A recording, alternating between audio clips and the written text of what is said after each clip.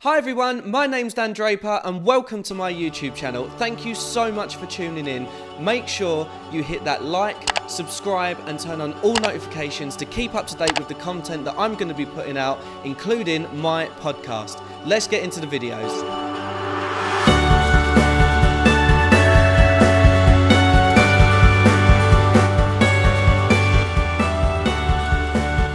Hi everyone and welcome back to the Dan Draper podcast. Thank you so much for tuning in today. I really do appreciate it. And I've got a very, very good friend who's coming on the podcast today. He's someone that I look up to. He's my mentor, but also he recently put a post out that I had to reach out to him and be like, look, man, let's get you on the podcast. Of course, it's my man, Mr. Jay Harris. How are you doing, sir? Come on, man. What an intro that was. Who coached you to do intros like that? I don't I mean, know, man. very It's just some impressive. fella. Like, Nah, behave yourself. You did all that. Thank you, man. How are you? I'm good, mate. How are you? Yeah. I'm all right, I'm like 3 or 4 coffees deep today. So, like, pretty wired. So, let's hope that I say something of some sense. So this will be a I've, quick, a I've quick watched your episode podcast then. yeah, I've watched your podcast for a minute, so I know what to expect. Hopefully, I Yeah. don't end up crying. You're not going to Oprah me. Yeah, literally. Were you silenced? Yeah, yeah. But yeah, how's things, man? Because I know that obviously we've known each other for what, like just about almost a year now, isn't it? So we've been Yeah. chatting a lot about a few different things, and you've been helping me a lot in the background with not only with the podcast, like the podcast wouldn't be where it was today without like yourself and a few others, but you've been helping me in a lot of other senses, personally and with the presenting side of it, which we're going to go on to later. But yeah, you're busy, man. Yeah, busy. Listen, like we're helping each other. I think that's the first thing to say. Like it's not as if I have all the answers, and actually some of the stuff I'm going through, it's useful for me to speak out loud. And if that then benefits other people whilst I'm processing my own things, then that's good. So I appreciate it and appreciate the encouragement. I would say that your podcast would be where it's at if it wasn't for me because you're that guy. But I'm glad to be a small part in anyone's big journey. That's kind of what we set out to achieve with what we do at Disruptive, which was, our legacy is not to create one legacy, is to be a part in 1,000 people's legacies and 100,000 people's legacies. So yeah, I'm busy, but like I love it. Like when you love what you do, it doesn't feel like work, right? And you don't feel busy. And I look at it. I don't like it when English people are like, "How are you?" And they're like, "Oh, busy." I'm like, no, I'm productive, man. Like I'm productive. Like today's been a good day, and with the mental health stuff, you win some days, and other days are more of a challenge. But as long as over a week, as long as I feel like I'm 51% there, then that's the majority stake. So yeah, I'm good. I'm enjoying what I'm doing right now. And in comparison to where I've been in the past, that's a blessing, right? So Yeah, exactly. And let's jump straight in with that. So, obviously, I saw that you put a post up, and us being mates, I've seen, I know how much of a lovely, fun, bubbly character you are.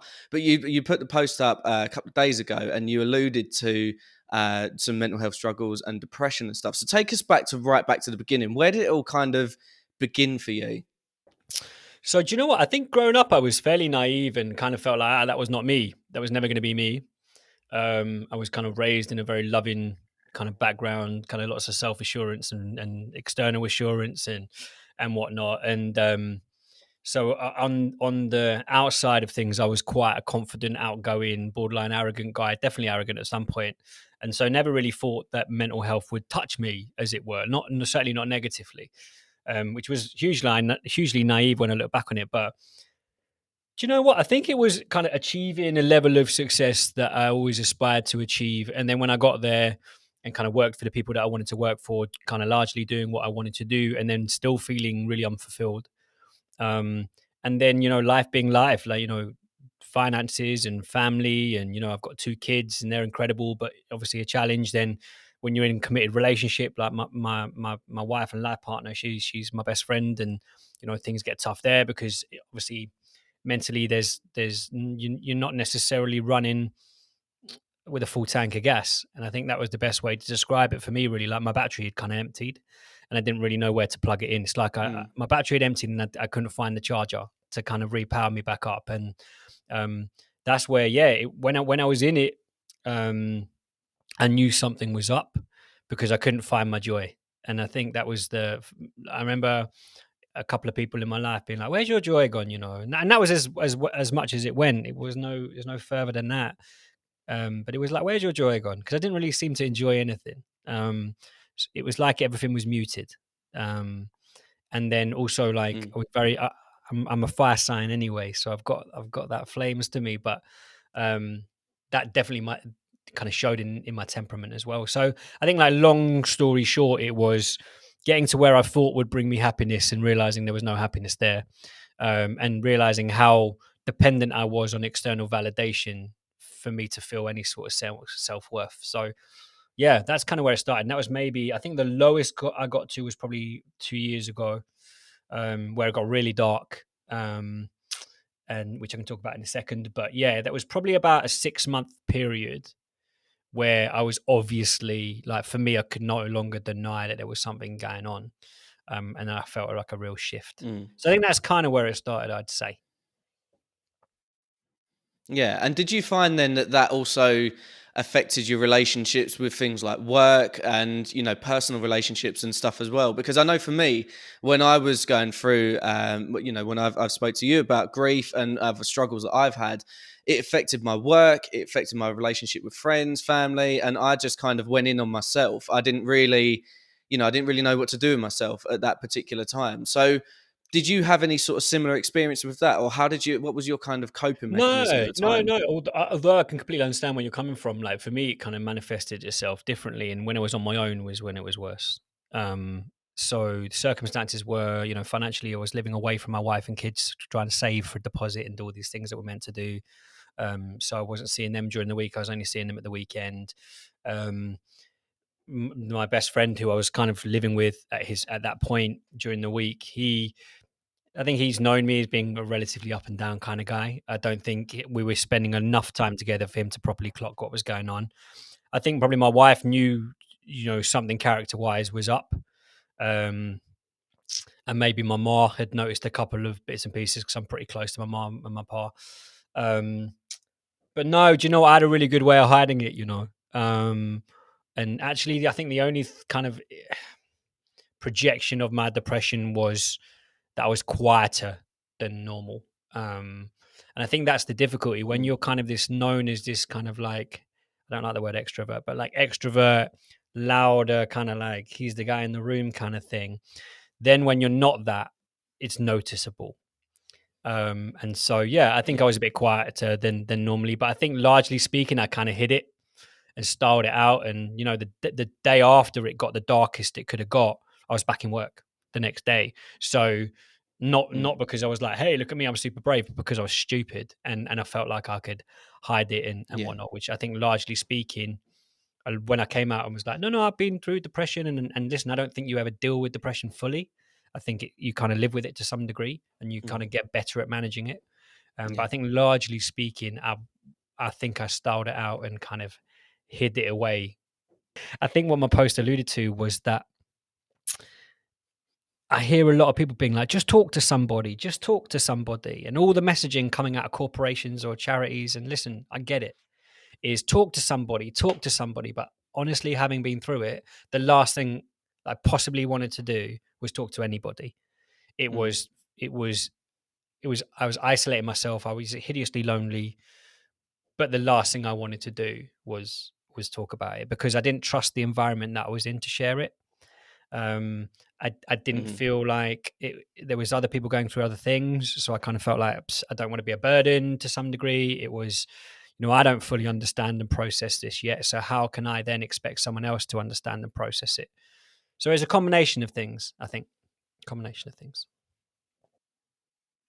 Yeah, and I think as well, it's really key what you just said there, because I did a lot of that as well. I hid it very well. You know me, I'm like you. I'm very much like, I hate the word like you, extrovert. I'm always out, like, being a social one and stuff like that. So for me, when and my mates picked up on it first, like they were, and it was after the grieving process of Dean, and it was more really when I was kind of just getting back into normal life, and for me, I was just like, well, I don't really know what I'm supposed to do now, because I've been in this really dark stage for a long time. I'm now coming into the light, but what's next? And I was always focusing on the what's next rather than thinking about what the here and now is. And I think that Hmm. that was really key for me to start thinking about my recovery from, I wouldn't say depression, but from my dark stage where I was in, because for me, I just needed to focus on the here and now. And I needed to Hmm. focus, the here and now will fix the future, and it will set you up for where you're going to go with it. But for Yeah. me, at that time, I was just so overwhelmed with the fact of, oh my God, I'm not going to be able to get out of this place. And what's this 5-year plan going to look like now? And blah, blah, blah. And I just tore up the rule book with it in the end. And I just said, look, just stop being a fucking idiot with it. And just remember that you've got to look after yourself now and your initial people that are around you, like your friends, your family, and Yeah. this, that, and the other. But it really did give me a kick up the arse when my mates said, are you okay? And I've said it a few times on the podcast about one of my friends when we was in the pub, and he gave me the permission to be upset. And that for me was a big thing, because I was like, Hmm. usually he was a very like laddie lad who gave me this permission, and you wouldn't expect it. So for me, when that came across, I was Yeah. like, okay, cool. Yeah, I'm allowed to do that now. I'm allowed to show the emotions Yeah. and to And have it in that fair play to moment. your mate. Mm, And fair play to your mate, because it's really interesting. Everyone by someone saying, "Hey, talk to someone," that always puts the onus on the person going through it. And mm, actually, I think the onus is on as much as it is on ourselves. It's also on our group, that we're genuinely checking in and giving a shit about people. I think like one of my frustrations, and I get it. This is the thing. This is not me criticizing. This is just my take on it. I get why lots of places are having mental health first aiders. I get it. It's good that it's on the mm, agenda. I would like to feel that everyone's a mental health first aider, because inevitably when we're going through things, we want to reach out to the people we trust and respect and love, not just someone who's been named as the go-to guy or girl. So I think having an emotional intuition and giving a shit about the people that we do life with, and being able to notice their nuances and the subtleties, for me that really helps, because obviously the people who are closest to me knew something was up, even if it wasn't communicated at that mm. point. I think my journey was slightly different to yours in respect that I was forced to talk to someone. I don't think it was a when I was at my lowest. Hey, now Yeah. I'm gonna talk to someone. Like where it got to.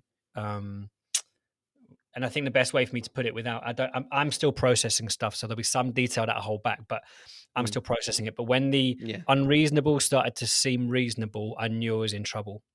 So things that I would previously Yeah. be completely off the table, now that I was like, no, that's a viable option to get out of this situation, that was for me the scariest option. And when that culminated and being forced to talk to people, um, and now having a therapist, which was amazing.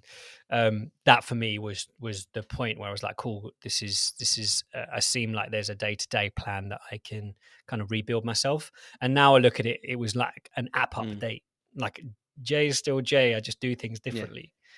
So my functionality is the same, but it kind of shows itself in different ways. And so I was really fortunate that that darkness was a catalyst for change, and kind of me waking up and realizing what I wanted to do, and what was holding me back. And um, yeah, that wasn't an easy process. And I think you mentioned it. It's a day to day thing, right? Like, has the day been good? Yeah. Have I been Mm, productive? Have I achieved what I wanted to do today? Wicked. Let's string tomorrow together, and the third, and the fourth, and the fifth.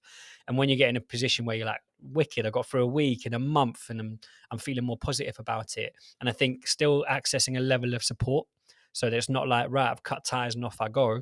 It's kind of a constant maintenance. It's almost like she's my PT that I check in when I want to work out, and all that kind of stuff. So yeah, it's that was the catalyst for me. yeah. And yeah, like I said, the scariest thing was when the unreasonable seemed reasonable, and getting to a point where I had to talk to somebody because that was the only option. Um, yeah, hopefully that makes Yeah. sense. I think. So yeah, no, absolutely, man. So tell us a bit about that, because one thing that I did want to ask you, which is a common question within the episodes, is what your lowest point was, but also how you then turned it around as well. And you alluded to the fact there about therapy and stuff. So just tell us a bit more about that. Yeah, like yeah, getting to the darkest stage, which was really scary, and then not recognizing myself, and like I say, considering things that you really should never consider, got me to a point where I was like, right, either I can become a victim of this circumstance, or I can use it to build. And actually, I looked at it as a bit of a tear down process. It's almost like there's bits about this building that is me that I don't like. So rather than me just ripping out the foundations, let me just renovate a little bit. Let me look and see if this is still working for me as things are.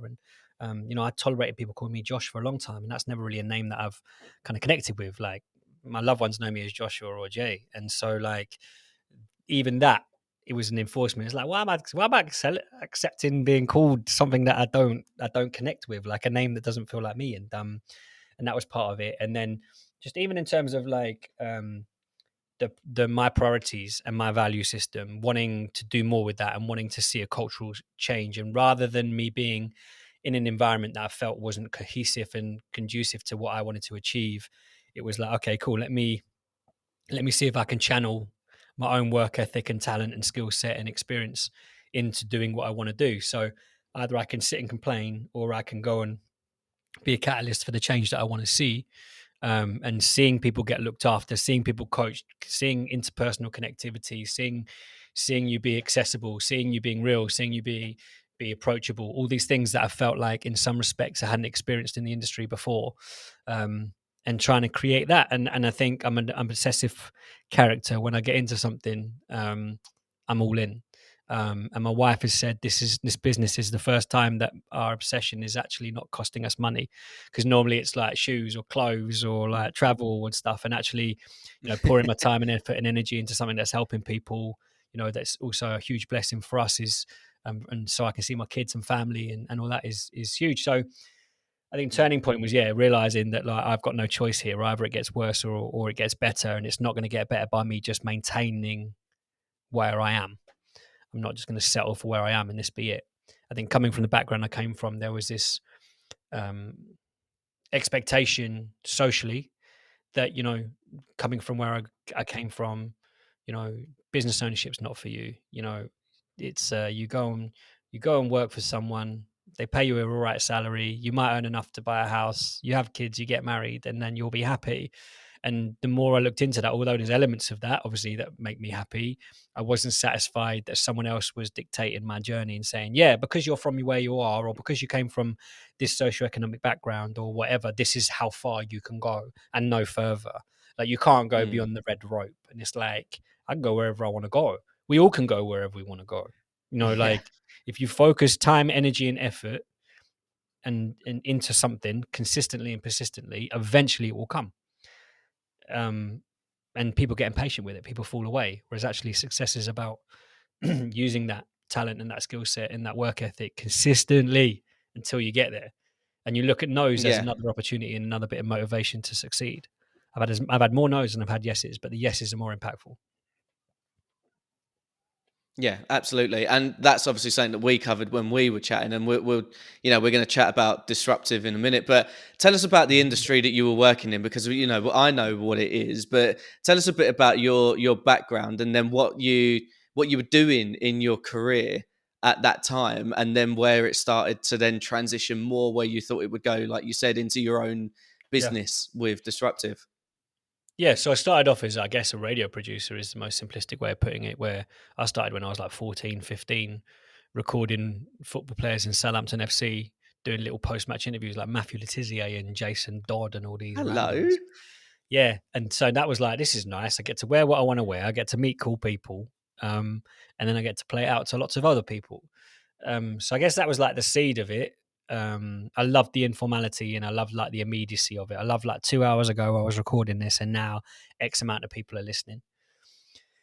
And it was my part that originally got me in it. I was that kid growing up that like needed to stand up and walk around. So academically I did all right, but like not anywhere near where I probably could have, just because I got distracted and whatnot, by like the typical Mm, creative things. Oh, look, there's something same over here. there. Oh, look, there's something over there. Let me look, there's a bird outside. Look, all those kind of things. And then yeah, very quickly realized that as well as producing show content, which I enjoy, and coming up with like new engaging stuff, actually it was the development in people that I really loved, and seeing people get better and being part of that process and trying to offer a supportive coaching arm.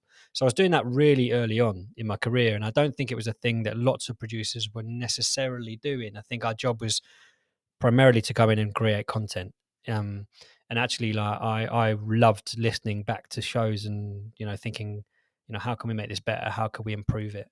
And then that kind of led on to doing talent development for some bigger media groups at Global and Bauer, who own like the likes of Capital and Kiss and Heart and Absolute, and all these big kind of commercial radio brands.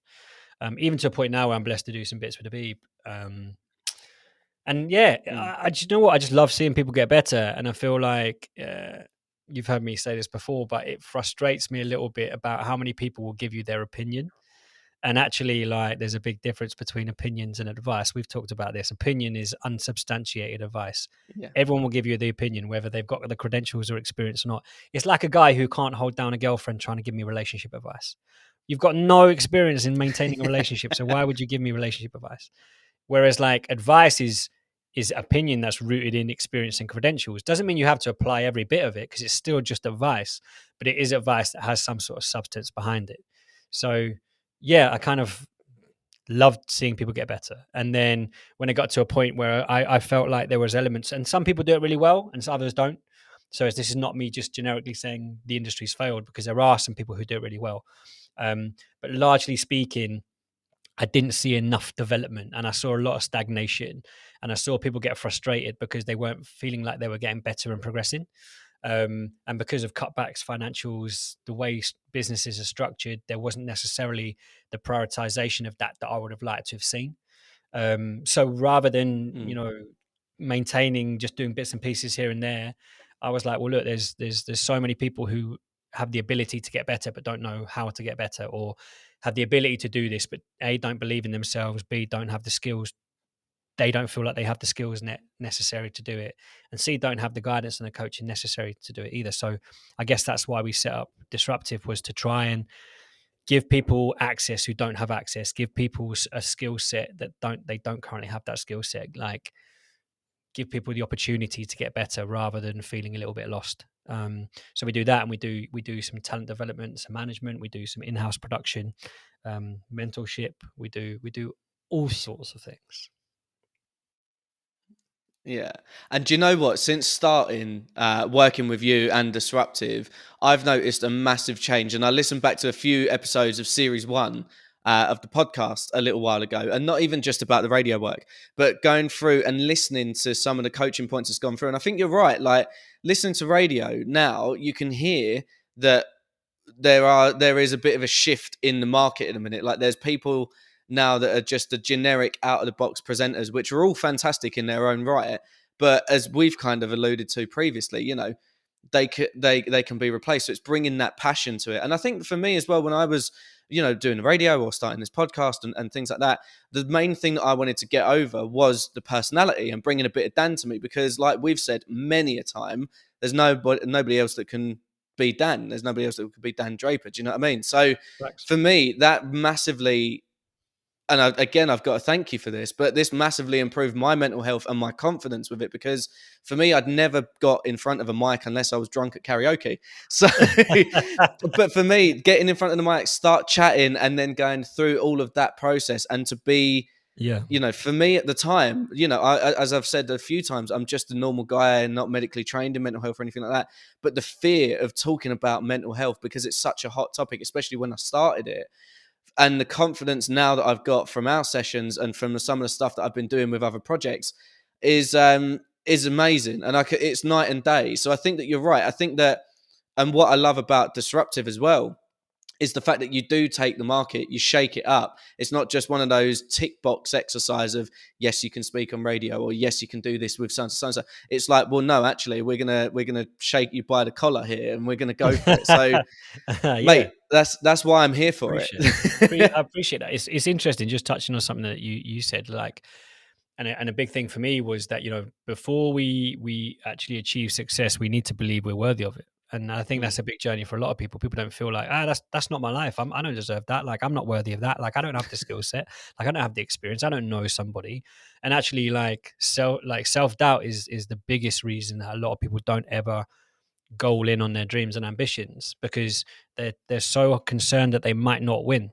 And actually, rather than focusing on what might not be, why not focus on what could? Um, because there's many examples of people who have created their own lane and found their own success. Like some of the people who I've just been blessed to be in the studio with, you look at them and you'll be like, wow, like that's amazing what you're doing. You're creating your own brand and creating your own content, and now major brands are interested in you. But yeah, I think it starts with you need to believe you're worthy of that success first before that success comes. Um, because like with the reason we make excuses and say I can't do that, I can't do that, is because we're scared that if we actually do it and succeed, then all those excuses become void. And reason we tell ourselves, hey, you can't do that because you don't have the time, you don't have the energy. All those are excuses for us not to try. That's all they are. And also like our value is Yeah. not dependent on external validation. I learned that a long time ago. If my value was dependent on what I got paid, I would have been hideously undervalued for 35, 40 years of my life. If I had good days or bad Mm. days based on someone else telling me I was good or bad, it would constantly be up and down. Whereas now I've come to realize that like external validation is irrelevant to me. Like I don't care if you like or love me, Mm. or you hate me or you detest me. Makes no difference to my life. Makes no difference. If I'm happy with where I am, I'm not going to go out to try and please people. Either you take me as I am or you don't Yeah. at all. I'm only going to win as myself. I'm not going to compromise myself for the win because I've done that before and it was empty. So yeah, sorry to sound a Mm. little bit preachy, but I would say like firstly we need to believe that we're worthy of success. And that was a big thing in my mental health journey, was I didn't feel like I was. And then as soon as I started realizing that I am, Yeah. and started like channeling that into something more productive and positive, then that's kind of when the wins started to come. And that's not to say that there aren't days where I take losses and L's. Of course there are. But the grand scheme of things is Yeah. now I'm in a better place than I was yesterday. So that's a good thing. Yeah, absolutely. And I think that you're right. And there's a big thing recently about social validation, and social media plays a massive part in it, whether it's how many likes you get on an Insta post or how many followers you've got on TikTok and stuff like that. And that for me, and I've spoke about it a few times, is where like kids' mental health is starting to get a little bit more, coming to the forefront now because of these social media anxieties and stuff. So I think that you're right, and I don't think it's preachy at all what you just said there. I think it's pure facts what you Oh, were wow, just that's saying all, there, that's that all we right need then, man. to That's all right then. we need to we need to acknowledge what we've got and how we can deal with what we've got, and Mhm. how we can then make that better. So no, man, I'm completely with you that. So Come on, my guy. last two-part question. So Go on. what advice would you give to anyone who would have gone through similar struggles to yourself previously? But also, second parts of the question, what advice would you give to someone who's looking to get into the industry of sort of radio presenting, TV, creative, producing, that kind of thing? I think I'm going to do the least important one first and the most important one second. So in terms of like entry into the media, it's as much about persistence as it is talent. So just because you're the right asset right now doesn't mean the right opportunity is out there for you right now. And actually what we need to do is stay game ready. So everything that you can do to maintain that certain level whilst we're waiting for the opportunity to come up, do. Don't think I've Mm. made it now and wait for the opportunity, because you might be waiting 3 months, 6 months, a year, 18 months, 2 years. Be prepared to put in the work for free, not because you're contributing to someone else's dream, but because you're there honing your own craft and skills. Any experience in this industry is good experience, even if you hate the people you're working with, or if you love the people you're working with.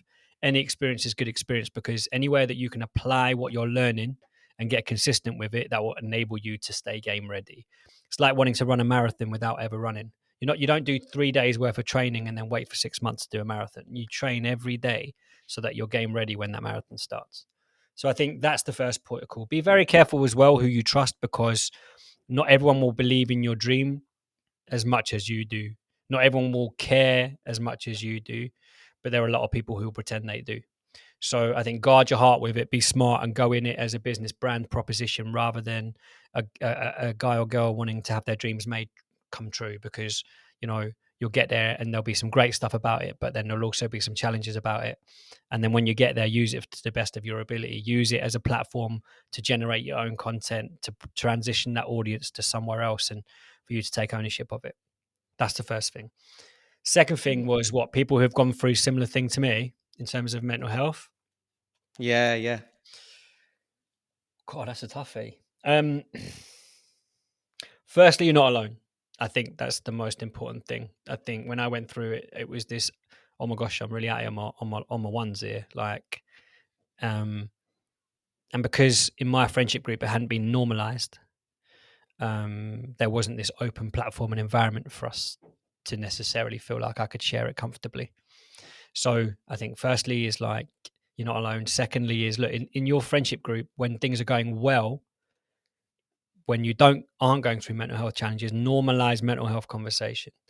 Normalize asking, are you okay? And genuinely give a shit and listen. How are you is thrown away so quick. How are you? And actually, like, it's what comes after that that's more important. And giving people the opportunity and the space. So so you're not alone. Secondly, I think normalize that conversation. Thirdly, find help in the way that suits you. There's no one way that says this is the solution. For me, it was talking to external people, finding a therapist that I could click with and maintaining that. For other people, it might be sharing it with a friend or family member or a life partner. For others, it might just be, just processing it yourself, and but don't expect it to get better with no effort. Like, it's like a muscle injury, right? It needs recovery. You can't keep running on it and expect it to get better. So take time, but don't just sit there waiting for it to get better. Put in the work, whether that's reading, whether that's going on YouTube and finding some certified legitimate people, not just any old. I think that was the other thing. So kind of look for help, but in a way that suits you, which is why I'm not just saying talk to somebody, because talk to somebody is not always the answer for everyone. So I would say that. Yeah. Hopefully that cut through Exactly. enough. I'm completely breaching all of my radio coaching techniques here in terms of 1-4 and tone and all this kind of stuff. But anyway, allow it. I'm going to pick this up as well now next session. Yeah, do you know what? Like, you and all the rest of the Disruptive clique would be like, yep, your tone was good there, but your duration was off. And what was your point? The podcast. It's a different platform. Leave me alone. It's a different animal. Oh, mate, honestly, thank you so much for coming on. I really appreciate it. I'm so glad that you said yes and that you wanted to come on and share your story as well. So where is it that we can find you, Disruptive, everything to do with it? And yeah, just tell us where we can find you on all socials. Let me do the important thing first. Firstly, thanks to you. Your content's amazing. I'm not just saying this, like, you're making major moves, and it's been amazing seeing it get better and better and bigger and bigger. So respect to what you're doing. Love it. Thank you, man. In terms of where you can find us, so if you are, a creative, I don't like the word creative because we're all creatives, but if you would consider yourself creative and you feel like you want to create a career in this, I would suggest looking into us. DisruptiveTalentGroup.com. Almost forgot the website then. DisruptiveTalentGroup.com, and then that's Disruptive all over socials. You'll find us there because fortunately I work with some amazing people who have managed to get all the same handles.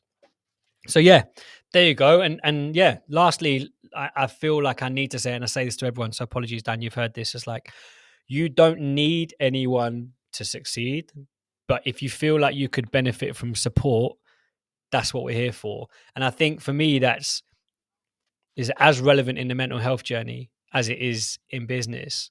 You don't need anybody to get through this, but if you feel like you could benefit from it, then that's a good place to start. Yeah, absolutely, man. Jay, thank you so much for coming on. And can't wait to see you again soon, mate. It's been a hot minute. So yeah. My guy, and sorry I was a bit burpy throughout. I was drinking water as I went along. There was a couple of times I was like, oh, excuse me, hope you didn't catch that. But no, pleasure. Thank you, bro. You're welcome, man. No worries. All right, I'll speak to you again soon. All right, bless, bro. Cheers, man. Bye. Thank you so much for watching this video. Make sure you hit that like, subscribe, and turn on all notifications, and I'll see you in the next video.